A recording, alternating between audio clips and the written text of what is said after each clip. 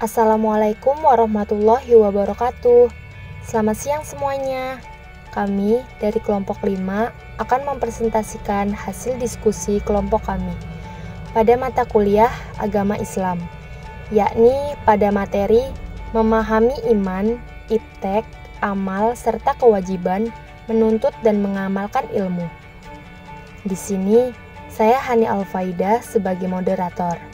Dan bersama rekan-rekan saya yaitu Agung Anugrah, Ardila Mardatila, Fajar Ayu Asmoro, Kurnia Dewi, Nabila Aulia Syifa, Syahdira Meisya, Syara Ayu Dianing Pameila, Zuhdan Arif Rahman, dengan dosen pengampu Bapak Wahid Arsyad, MPD.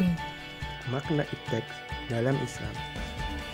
Iptek adalah akronim dari rangkaian kata-kata ilmu pengetahuan, teknologi, dan seni. Ilmu merupakan kata yang berasal dari bahasa Arab, asal kata dari ilama ya'limu, ilman, yang berarti tahu atau mengetahui. Ilmu pengetahuan tentang suatu bidang yang disusun secara sistem menurut metode-metode tertentu yang dapat digunakan untuk menerangkan gejala-gejala tertentu di bidang pengetahuan itu. Ilmu menempatkan kedudukan yang sangat penting dalam ajaran Islam. Hal ini terlihat dari banyaknya ayat-ayat Al-Quran yang memandang orang berilmu dalam posisi yang tinggi dan mulia. Di samping hadis-hadis Nabi yang banyak memberi dorongan, di samping sumber-sumber lain berupa kamus maupun mujam-mujam yang berbicara tentang struktur kata ilmu atau pengetahuan. Di dalam Al-Quran, kata ilmu dan kata-kata jadiannya digunakan lebih dari 780 kali.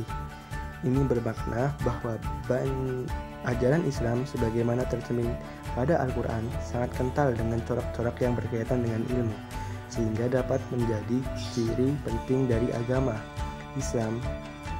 Salah satu ciri yang membedakan Islam dengan yang lain adalah penekanannya terhadap masalah ilmu pengetahuan. Al-Quran dan As-Sunnah mengajak umat Islam untuk mencari dan mendapatkan ilmu dan kearifan serta menempatkan orang-orang yang berpengetahuan pada derajat tinggi bagi umat untuk terus menuntut ilmu.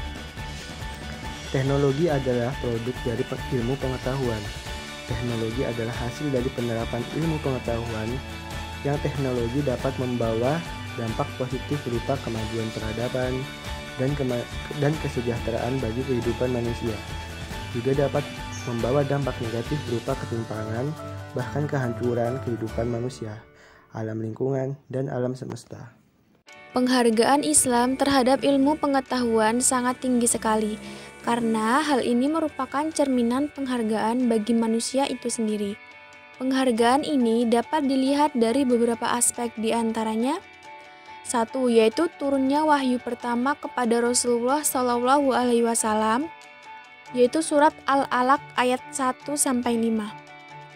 Banyaknya ayat Al-Quran yang memerintahkan manusia untuk menggunakan akal, pikiran, dan pemahaman. Dalam surat Al-Baqarah ayat 44. A'udzu billahi minasyaitonir rajim. Bismillahirrahmanirrahim. Ata'murunan nasa bil birri wa tansawna anfusakum wa antum tatlunal kitab afala ta'qilun, yang artinya, mengapa kamu menyuruh orang lain mengerjakan kebaktian sedang kamu melupakan diri, kewajibanmu sendiri, padahal kamu membaca Alkitab Taurat. Tidaklah kamu berpikir? Selanjutnya, Allah Subhanahu wa Ta'ala memandang orang-orang yang tidak mau menggunakan potensi akalnya sehingga mereka disederajatkan dengan binatang, bahkan lebih rendah lagi, yaitu dalam surat Al-A'raf ayat 179. Allah memandang lebih tinggi derajat orang-orang yang berilmu dalam surat Az-Zumar ayat 9 dan Al-Mujadilah ayat 11. Dan Allah akan meminta pertanggungjawaban orang-orang yang melakukan sesuatu tidak berdasarkan ilmu, yaitu dalam surat Al-Isra ayat 36. Pemahaman terhadap ajaran agama harus berdasarkan ilmu. Dalam surat Al-Imran ayat 18. Dalam menentukan orang-orang pilihan yang menjadi khalifah di muka bumi ini, Allah melihat sisi keilmuannya, yaitu dalam surat Al-Baqarah ayat 247. Dan Allah menganjurkan kepada seorang yang beriman untuk senantiasa berdoa bagi pertambahan kekuasaan ilmunya, yaitu dalam surat At-Toha ayat 114. B. Iman, ilmu, dan amal sebagai kesatuan. Dalam pandangan Islam, antara agama, ilmu pengetahuan, teknologi, dan seni terdapat hubungan yang harmonis dan dinamis yang terintegrasi dalam satu sistem yang disebut Dinul Islam. Di dalamnya terkandung dalam 3 unsur pokok, yaitu akidah, syariah, dan akhlak atau bersinergi dalam kata iman, ilmu, dan amal yang merupakan bagian dari Dinul Islam. Firman Allah Subhanahu wa taala dalam Quran surah Ibrahim ayat 24-25. Ayat di atas mengilustrasikan keutuhan iman, ilmu, dan amal atau akidah, syariah, dan akhlak dengan kata Dinul Islam seperti batang pohon yang baik, akarnya menghujam ke bumi, batangnya menjulang ke langit, cabang atau dahannya rindang dengan buah yang amat lebat. Ini merupakan gambaran bahwa antara iman, ilmu, dan amal merupakan kesatuan yang tidak dapat dipisahkan. Iman diidentikan dengan akar dari sebuah pohon yang menjadi dasar dan pondasi. Ilmu bagaikan batang pohon yang mengeluarkan dahan dan cabang-cabang ilmu pengetahuan. Sedangkan amal seperti sebuah pohon itu yang identik dengan teknologi dan seni. Jika direkonstruksi, maka menurut Islam, ilmu yang selayaknya dikuasai manusia merupakan perpaduan ilmu-ilmu yang diperoleh manusia melalui kawasan alam semesta dan ilmu-ilmu yang bersumber dari wahyu yang dapat ditangkap oleh para nabi. Ilmu yang sedemikian merupakan ilmu yang dijiwai tauhid atau keimanan. Syahirul Halim menyebutnya ilmu yang terpadu. Ia menggambarkan dalam skema sebagai berikut: Al-Kauri, Al-Sunnah, akal manusia, Al-Quran, ilmu Allah untuk manusia, syariat Islam, ilmu pengetahuan, teknologi, seni, ilmu pengetahuan terpadu dan diamalkan atau dimanfaatkan. Dengan demikian, ilmu yang harus dikuasai menurut pandangan Islam adalah segala ilmu yang dapat membawanya menuju iman kepada Allah. Dalam kaitan inilah, Islam memasukkan pancaran ilmu sebagai amalan yang sangat terhormat bahkan sebagian dari ibadah. C. Kewajiban menuntut dan mengamalkan ilmu. 1. Kewajiban mencari atau menuntut ilmu. Pada dasarnya kita hidup di dunia ini tidak lain adalah untuk beribadah kepada Allah. Tentunya beribadah dan beramal harus berdasarkan ilmu yang ada di Al-Quran dan Al-Hadis. Tidak akan tersesat bagi siapa saja yang berpegang teguh dan sungguh-sungguh berpedoman pada Al-Quran dan Al-Hadis. Disebutkan dalam hadis bahwasanya ilmu yang wajib dicari seorang muslim ada 3. Sedangkan yang lainnya akan menjadi fadlun atau keutamaan. Ketiga ilmu tersebut adalah ayatun muhkamatun, ayat-ayat Al-Quran yang menghukumi, sunnatun kaimatun, sunnah dari Al-Hadis yang menegakkan, dan fariyatun adalah ilmu bagi baris atau ilmu faraid yang adil. Dalam sebuah hadis, Rasulullah bersabda, mencari ilmu itu wajib bagi setiap muslim, dan orang-orang yang meletakkan ilmu pada selain yang lainnya bagaikan menggantungkan permata dan emas pada badan hitam. Hadis riwayat Ibnu Majah. Juga ada hadis Rasulullah yang lain, carilah ilmu walau sampai ke negeri Cina. Dalam hadis ini kita tidak dituntut untuk mencari ilmu ke Cina, tetapi dalam hadis ini Rasulullah menyuruh kita mencari ilmu dari berbagai penjuru dunia. Walau jauh, ilmu harus tetap dikejar. Dalam kitab Ta'limul Muta'alim disebutkan bahwa ilmu yang wajib dituntut terlebih dahulu adalah ilmu hal, yaitu ilmu yang di seketika itu pasti digunakan dan diamalkan bagi setiap orang yang sudah balik, seperti ilmu tauhid dan ilmu fikih. Apabila keduanya bidang ilmu itu telah dikuasai, baru mempelajari ilmu-ilmu lainnya. misalnya ilmu kedokteran, fisika, matematika, dan lainnya. Kadang-kadang, orang lupa dalam mendidik anaknya sehingga lebih mengutamakan ilmu-ilmu umum daripada ilmu agama. Maka, anak menjadi orang yang buta agama dan menyepelekan kewajiban-kewajiban agamanya. Dalam hal ini, orang tua perlu sekali memberikan bekal ilmu keagamaan sebelum anaknya mempelajari ilmu-ilmu umum.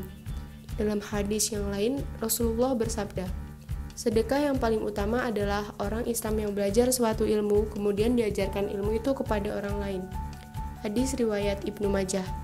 Maksud hadis di atas adalah lebih utama lagi orang yang mau menuntut ilmu, kemudian ilmu itu diajarkan kepada orang lain. Inilah sedekah yang paling utama dibanding sedekah harta benda.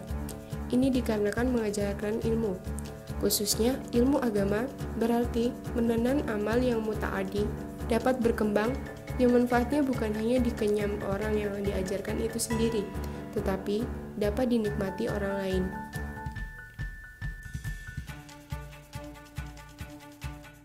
Dua, kewajiban mengamalkan ilmu. Banyak orang menuntut ilmu yang tidak diamalkan.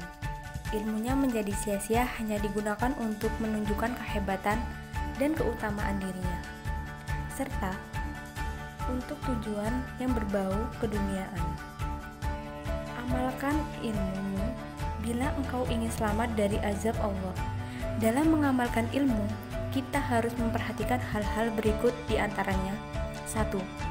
Jangan melihat tempat dan waktu dalam mengamalkan ilmu. 2.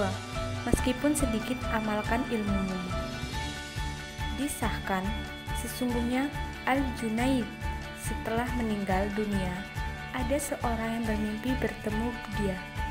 Lalu ia bertanya kepada Al-Junaid, "Wahai Abu Qasim, Imam Junaid, bagaimana keadaanmu setelah meninggal?" Al-Junaid menjawab, "Aduh, kebaikan yang aku lakukan hilang semuanya, dan seluruh isyarat amal-amal itu juga hilang, tidak ada manfaatnya sedikit pun, kecuali beberapa rakaat yang aku lakukan di tengah malam."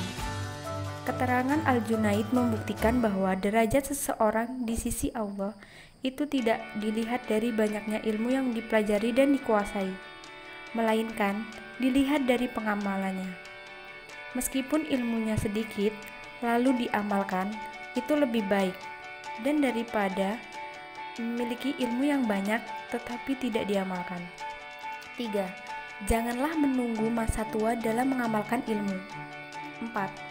Jangan beranggapan ilmu bisa mengangkat derajatmu bila tanpa diamalkan. Ali Ro berkata, "Barang siapa menyangka bahwa tanpa jerih payah beribadah dirinya bisa mencapai derajat yang tinggi, itu berarti dia mengharapkan perkara yang sulit datangnya. Barang siapa menyangka bahwa dengan menyepelekan ibadah, dirinya bisa mencapai derajat tinggi, itu menunjukkan kesombongan dirinya. Ia sudah merasa cukup amal ibadahnya." Al-Hasan berkata, "Mencari surga tanpa beramal adalah suatu dosa dari jenis dosa-dosa yang lain." Nabi Isa bersabda, "Orang yang mempelajari suatu ilmu tetapi tidak mau mengamalkannya, bagaikan seorang wanita yang berbuat zina di tempat tersembunyi. Lalu ia hamil dan perut wanita itu semakin besar, yang akhirnya ketahuan dia hamil. Begitu juga dengan orang yang tidak mau mengamalkan ilmunya, pada hari kiamat nanti Allah akan memperlihatkan dia di hadapan semua makhluk yang hadir di mahsyar. Beramallah selagi engkau masih bisa bernafas sebelum ajal menjemput." Baiklah, materi yang selanjutnya D. Keutamaan orang yang berilmu. Orang yang berilmu punya kedudukan yang tinggi dan mulia di sisi Allah SWT serta di sisi masyarakatnya. Al-Quran menggelari golongan ini dengan berbagai macam gelaran yang mulia dan terhormat, yang menggambarkan kemuliaan dan ketinggian kedudukan mereka di sisi Allah SWT serta di sisi masyarakatnya. Dalam surat Ali Imran ayat ke-18, Allah SWT berfirman, Allah menyatakan bahwasannya tidak ada Tuhan melainkan Dia yang berhak disembah, yang menegakkan keadilan, Para malaikat dan orang-orang yang berilmu juga menyatakan yang demikian itu. Tak ada Tuhan melainkan Dia yang berhak disembah, yang maha perkasa lagi maha bijaksana. Dalam ayat ini ditegaskan pada golongan orang berilmu bahwa mereka amat istimewa di sisi Allah Subhanahu wa Ta'ala. Mereka diangkat sejajar dengan para malaikat yang menjadi saksi keesaan Allah Subhanahu wa Ta'ala. Peringatan Allah dan Rasul-Nya sangat keras terhadap kalangan yang menyembunyikan kebenaran atau ilmu, sebagaimana firman-Nya. Sesungguhnya, orang-orang yang menyembunyikan apa yang telah kami turunkan berupa keterangan-keterangan yang jelas dan petunjuk, setelah kami menerangkannya kepada manusia dalam Alkitab. Mereka itu dilaknati Allah dan dilaknati pula oleh semua makhluk yang dapat melaknati. Quran Surat Al-Baqarah ayat 159. Rasulullah SAW juga bersabda, barang siapa yang menyembunyikan ilmu, akan dikendalikan mulutnya oleh Allah pada hari kiamat dengan kendali dari api neraka. Hadis riwayat Ibnu Hibban di dalam kitab sahih beliau. Juga diriwayatkan oleh Al-Hakim. Al-Hakim dan Az-Zahabi berpendapat bahwa hadis ini sahih.